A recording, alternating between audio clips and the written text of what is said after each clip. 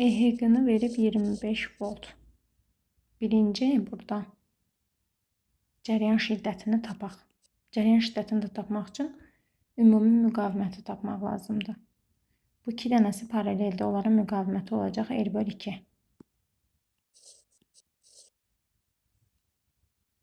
Bunlar da ki ardıcıldır.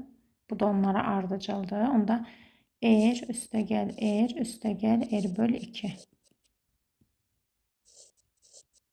2,5R. I bərabər olacaq 25/2,5R. 10/R. Aha. İndi buradakı müqaviməti də bilirəm. Cəryan da onsuz da elə buradan gəlib birinci buradan keçir də. Ona görə cəryan şiddəti də olacaq 10/R. Onu da müqavimətə vuranda 10 volt göstərmək lazımdır.